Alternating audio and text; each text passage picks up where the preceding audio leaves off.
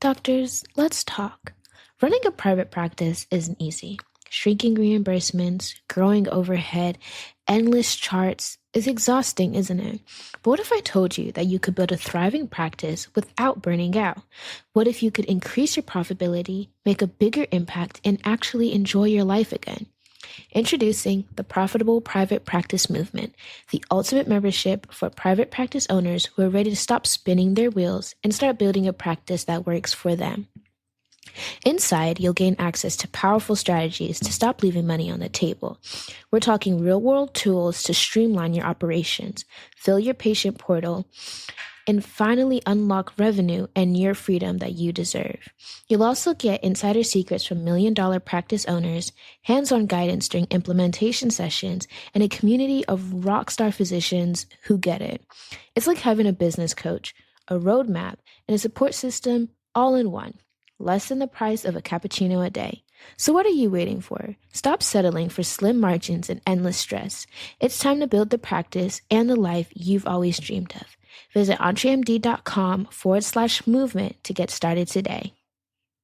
You want to train, you want to coach, you want to onboard, you want to have those weekly meetings, you want to do all of those things. Otherwise, you're not going to have a rockstar team. Rockstar teams are built. Rockstar teams are created. Rockstar teams do not come from the street and become rockstar teams.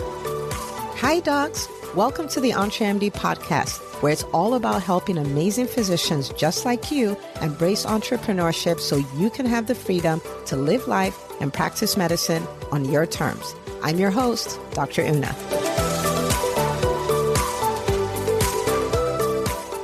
If you want to massively increase the impact in your business and you want to do it in less time, not more time, you want to do this while creating freedom for yourself, the secret is a rockstar team. But one of the things that would be most painful about your journey as an entrepreneur is building a rockstar team, especially when you don't understand how to do it. I have seen people who have built practices or built businesses, taken them to multiple 6 figures, 7 figures, multiple 7 figures, and they got to a point where they started sabotaging their own growth because they knew that growth will mean more team members. And based on their experience, more team members meant more pain, less profits, more frustration, more burnout. And I want to show you how to build a team without having to do that. And so you may have a team and you're like, my team is not performing and all of that. You're going to find out why. You're going to find out how to fix that. And just to put this in front of you, in my own life and with the businesses, the companies that I run, I will tell you that the more companies I have, the less physical work I need to do, right? Like it built in such a way that for every team, every company, there's an arrowhead. There's somebody who's manning the project. There are people who understand the vision. There are people who are leveraging all of their creativity. In fact, we just had EntreMD Live and my job was the transformational content. I really didn't have to do anything else. Like I set the vision. This is what I want it to be like. These are the outcomes I want us to get. And then this is my role. I was very clear on my role, what I and only I could do. And the team really did take care of the rest. And, is because of this kind of team. And so I'm going to show you those things. And also with, my clients, with the doctors in the EntreMD Business School, I've seen people go from, I don't know how to lead a team. I'm so scared of doing meetings and all of these things to being people who have built teams where I kid you not, they have significant family events happen and they send a text and they're like, team, I will not be there for the next 2 weeks. Take care of it. Can you send your team a text like that? And they take care of it. Do they even know what taking care of it means, right? Yeah, and they've been gone. And the people took care of what they needed to take care of and all of those things where people have brought team members on and they brought their weight leading to exponential growth, like growth that the founder could not have created because their team members are unlocked and all that stuff. So this is something that is very possible in your business, and it will give you a version of your business you will love. And if you don't learn to do this, then as you grow, it becomes more and more painful and you become like some of the people I was talking about who sabotage. And I don't want that to be. Okay. So let's first of all talk about some symptoms of, an underperforming team. Like, how do I know my team is underperforming? Okay. If you find yourself micromanaging, right? Like you have to spell out every single thing and you have to follow up on every single step and all of those kind of things, then your team is not performing. If you find yourself redoing work, Or worse still, I've seen this, and oh my goodness, if you do it, you must stop immediately. It's not just that the work is being redone, it's that they're like, oh my goodness, this person is not pulling their weight. So let me go hire another person to do what they should be doing. So not only is this person not pulling their weight, you're paying twice as much for one role. Okay. Whew, Dr. Don't get excited. Come back here. Okay. So redoing the work. When you find you cannot go on vacation, you cannot leave the building, you cannot leave the business, you cannot not be there, you cannot not check everything, you cannot go on vacation, or maybe you can go on quote unquote, right, vacation, but if you go, everything falls apart and you have to work from wherever you are. Or you find your team celebrating things that make you cry. So for instance, if your schedule is light and your team is celebrating, you're a private practice owner, your schedule is light and your team is celebrating, they're not performing. They have no clue why they're there. When they do not respect what you respect. For instance, you understand the value of taking care of a customer and getting results and all of that stuff. And when you have team members who are harsh to your customers and don't treat them right and do all of those things, they don't understand that's their paycheck. They think their paycheck comes from your 401k or, some bank you have at the back of your house. They do not realize that money comes from taking care of customers and taking care of clients. We do this in a profitable way and we get paid. That's what happens, right? And so those are symptoms, right? Those are symptoms that your team is not performing. They're not proactive. They don't come with all of them to work. You know what I mean? And so the ones who are even in your company who you consider high performers are people who, if you tell them to do something, they do it. But what if you didn't tell them what to do and they knew what to do? Like, how magical would that be, right? So anyway, so those are some symptoms, okay? Let's talk about what we do that creates that, right? And this is so important, guys. Listen. When I run audits for companies and they say, our team, blah, blah, blah, blah, blah, where I start looking from is from the leadership. It's not from the team. Because if you think about it, the leaders hired them, the leaders onboarded them, the leaders trained them, the leaders kept them. Like, this is a leadership thing. Now, could it be there's something unfixed about the employee? Of course. But it starts from leadership. And so as a CEO, as a physician CEO, you want to take responsibility for your team. Your team is the way it is because of you. And this is not for you to judge and say, oh, that must mean I suck or anything. It's not that. It's because if it's you, then you can fix it. If it's not you, then there's nothing to be done, right? And it doesn't mean you're responsible for every single thing, but you are the leader. The buck stops with you. Let's look at why they're underperforming. And I'm going to give you 5 reasons here. And I don't want you to just listen to this and say this was interesting. As you listen to it, I want you to think about your business. And as you think about your business, I want you to think about what needs to change immediately, right? Okay. All right. So first is that you hired for help, not results. I did this a lot when I first started, right? I just like, oh my goodness, I'm so stressed. I hire somebody. Oh my goodness, it's so busy. Oh, I just get an MA, right? And because you do that, there are other things that are consequences of that, but because you do that, you cannot have rock stars. Rock stars don't function that way. And so in the Entrepreneurship Business School, when we're talking about hiring, the starting point of a great hire is a great job description.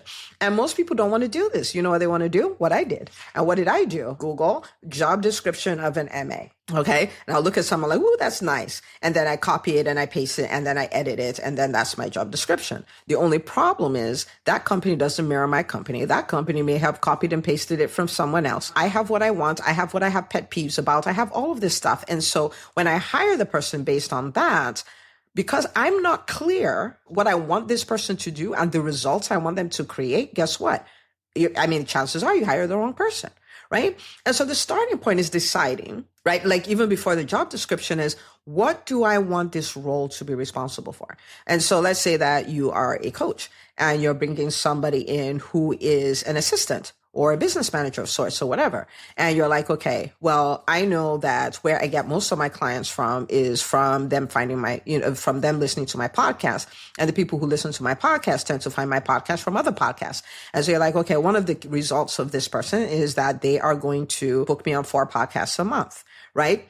Do you see how that's not a task? That's an outcome. Now, there are tasks they're going to need to do, right? They're going to create a database of all the podcasts that the person could be a guest on, and they're going to pitch them, and they're going to follow up. And there are all these things that they get to do, right? But this is the outcome. For a practice administrator, you may say one of their core results you want is that, say you have 4 doctors and you want them seeing 20 patients a day. So you want to say in this practice, every day we see 80 patients, right?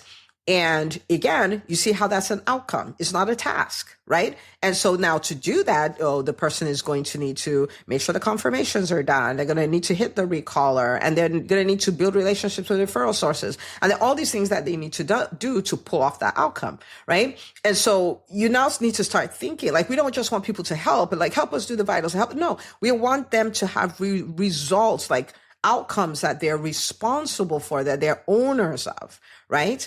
And then when you do that, then you have people that know what it is to win, and then they can try to win, right? And so that's the first thing. And if you're not doing that, you want to take some time after this episode and sit with it and say, hey, what are the outcomes I want for this role? Think 3, 5, or 7. I like 5 and 7, but at least 5. Like, what are the outcomes for this role, right? And stuff like that. Okay. That's the first reason. The second reason is that they have no clue what the vision is. They have no clue what the vision is. They have no clue where this company is going. They have no clue on the impact it will have in the world. And because they're unclear on that, they just show up and they do whatever. And they think their work is mundane, and they think it's just a job. And the worst kind of job is just a job, right? And so I'll give you an example. I have, like with my executive assistant, right? There could be a whole post. Oh my goodness. Like in the Entrepreneurship Business School, there could be a whole post about somebody who is so great. They're like, like 2 years ago when I joined the Entrepreneurship Business School, I was joining it to grow my business and all of those things. It didn't occur to me that not only will I grow my business and grow my team and have more time off, but now I have more time off to be with my family. And I just lost a family member. And I had the freedom to be there for them, and freedom to be there as they, walk through all of that. And I've had the freedom to go on these vacations. I've had the time to focus on my health. I've lost X number of pounds. I've been able to work out consistently for X amount of time. And I've acquired a whole network of friends that are like really family that I never knew I needed and stuff. Like, people post things like that. And so I would take that, like, copy the link and stuff. Nobody outside the group can see it. And I'd send it to my EA. I said, go read this post. And they go read it and they're like, oh my goodness, and all of that. And I'm like, that's the work you do. I know sometimes you think you're booking me on podcasts. I know sometimes you think you're handling my email. I know sometimes that's what you think you're doing. But I need you to understand the impact of your work. You are changing these doctors' lives. And these doctors are the vision boards for the rest of the physician community.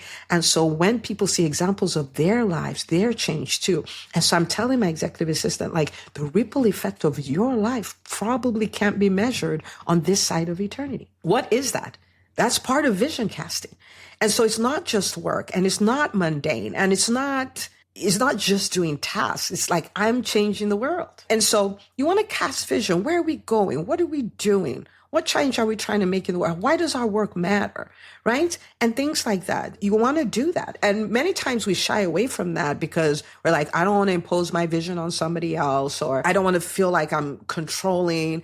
Sometimes it's that. Some other times it's flat out like, why would anybody believe this? Right? You may never have uttered your vision because you think it's silly or foolish or not like somebody else's. And I'm telling you, you're a CEO and your business is important, and what you do in the world is a requirement for us to get whatever result it is that your business creates. And so I want to invite you to own that vision and start taking steps. Even if it starts with the results it's already created, like, start from that. And so your team can see they're part of something big and great and amazing. Okay. So that's the second thing. The third reason why, teams are not performing is that the leader is not willing to lead. The leader is not willing to lead.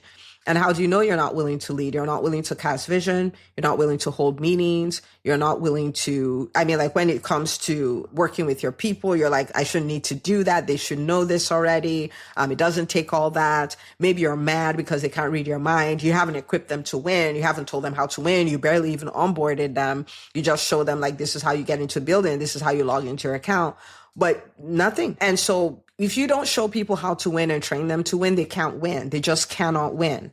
They cannot win, right? And again, is that starting point of leadership. And so you want to ask yourself, like, am I having weekly meetings with my team?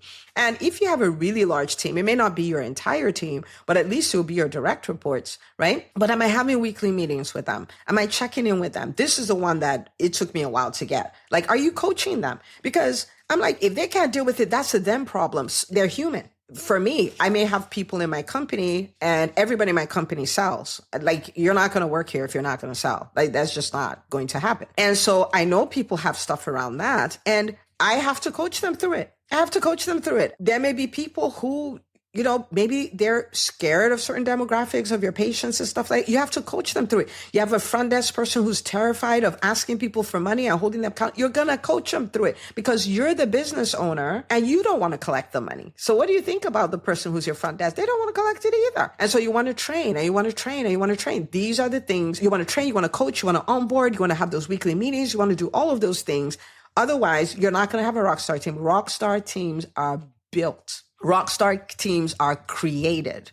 Rockstar teams do not come from the streets and become rockstar teams. Think about the NBA, for instance. You can get as many rockstar players as you want and put them on a team, but they're not going to come on as a championship team. They're going to become a championship team as you bring them in and you build culture and you build a connection between them and you build a chemistry and all of that stuff. Otherwise, you can have a lot of stars and they'll never have a championship, like ever. And that's the reason why, right? Okay. So you got to be willing to lead. All right. Number four is no systems. We bring the team in, which is one part of it, but we don't have the processes. So we're just like, yeah, go do this, but we haven't defined what that is. Okay. So it's time for you to start looking into SOPs, standard operating procedures. Like, how do we get things done? How do we check somebody in?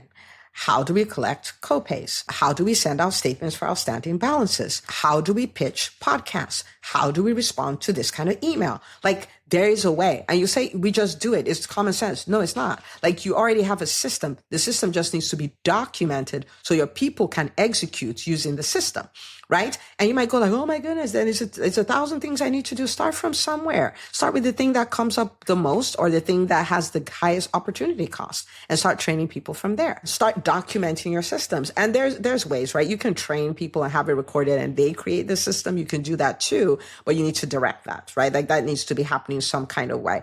So whether you're there or not, you kind of have a feel for how things are happening. Otherwise, you don't know.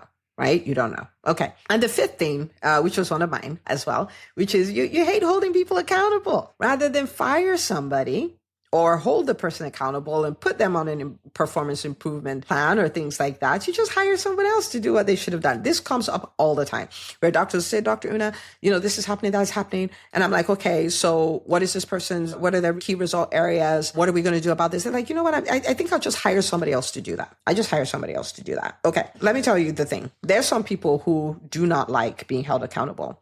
And those are your underperformers. They don't like being held accountable. You have other types of team members who are rock stars, who are champions, who are like amazing. They like feedback. They like accountability. They like to know you're winning here, you're not winning here, but if you change this, you can win here too. They want to win. They don't want to just be there. They want to win. And so if you build an environment with a lack of accountability, what will end up happening is your high performers will leave and your poor performers will stay.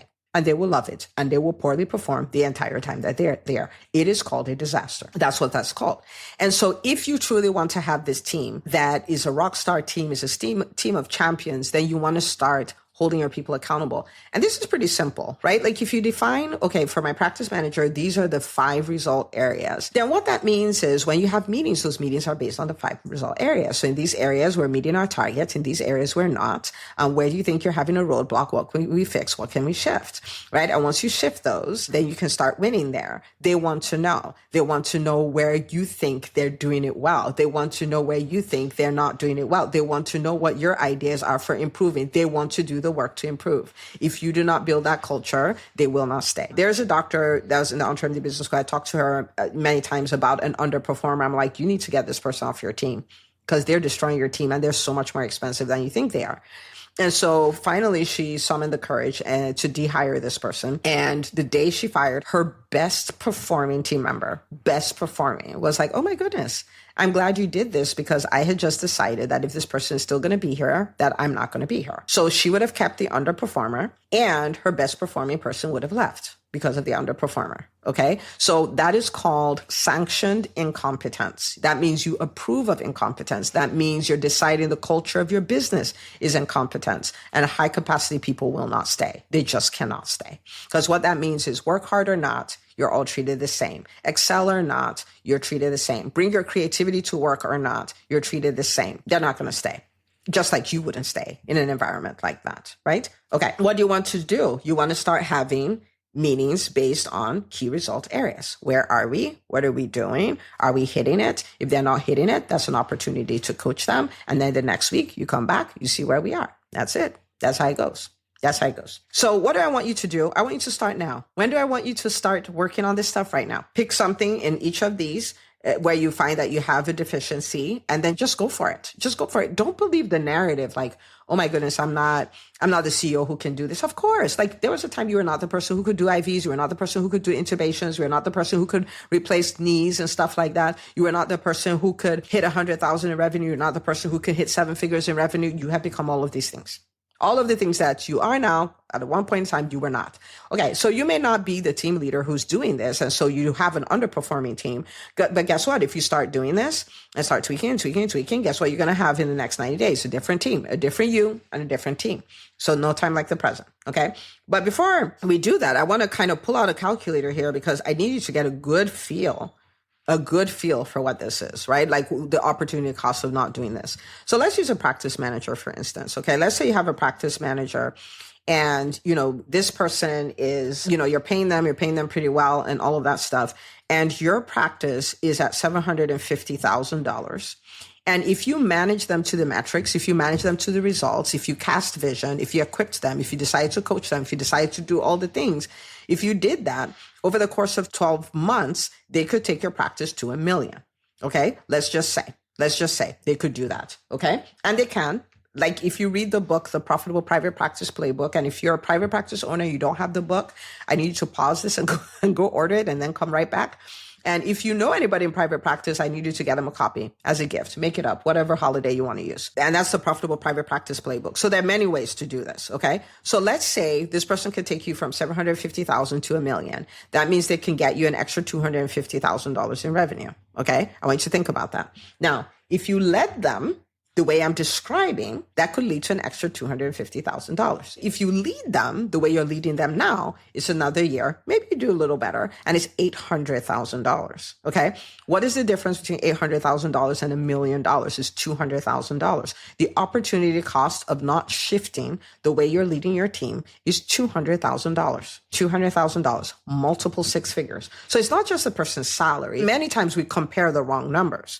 Okay. Many times we compare the wrong numbers. The number you need to compare is a high capacity team versus a poorly performing team. What will be the difference in revenue? What will be the difference in impact? That's what you want to look at. That is a terrible number. So the question is, do I want to keep throwing $200,000 down the drain, or do I want to add this $200,000 to my business? Right? Okay.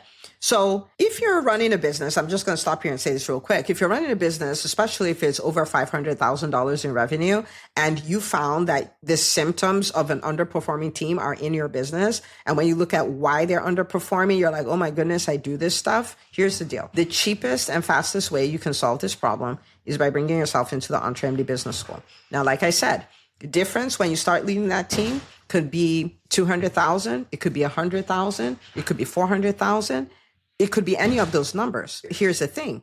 The EntreMD Business School, your investment is like 30 grand. Because sometimes people tell me the investment is high. I'm like, no, it's not high. The price of ignorance as an entrepreneur is high. That's what's high, right? And so if you compare 200,000 to 30,000, you pay the 30,000 all day, every day, and twice on Sunday. Okay. So again, I'm just talking numbers, right? Because we're talking numbers. I want you to think about that. And you will be in a community where, one, you'll see people who are doing this the way it needs to be done. Two is that you'll get access to world-class mentorship, on how to do this. 3 is you get access to coaching on how to do this when you come for our live sessions and when you get to ask your specific questions and all of that. 4 is you get accountability, sometimes even from just the students doing what they do, because you'll be challenged every day to continue to grow and to do the things you're scared of, because in the EntreMD Business School, we do the things that we're scared of. And I could go on and on and on, right? But what I would really love is for you to have a team that is very functional, a team that is very high performing, a team that is a rockstar team, because that is the pathway to massive impact in less time, not more time. This is how you get your time back. This is how you get freedom within your business. This is how you fall in love with your business. I will always bring you back to the story of, the doctor who talked about her business being burnt out in it. She just wanted to have a private equity firm come get it. And then she came into the EntreMD Business School and started working on it. And in a few years, she was down to 2.5 days a week. And her practice had grown so much that she had her first $1 million month. That's what happens when you build a team. That is exactly what happens when you build a team. Regardless of if you come into the school or not, I've given you enough for you to take and to start working on and to start creating transformation in your business. But when you think about, I'm burnt out, I'm tired, our profits are dwindling, I feel like I'm the only one doing everything, and I feel like if something needs to be done right, I need to do it. If you're feeling all of these things, this episode is the answer. So if you need to listen to it again, do it. If you need to sit with your, someone else on your team and work through it, but start creating these changes, because you, my friend, can build a business that is your dream business and build your dream life concurrently. And this is the pathway. I see it for you. I envision it for you, where you love what you do. You're helping so many people. You're bringing in the revenue. You have the time freedom. You have the time to spend with your family, and you love life. I know that has not been the experience for us in the physician community, but this is the experience that you will now have access to. So lean all the way in, get this done, share it with another doctor in your world, and I'll see you on the next episode of the EntreMD podcast.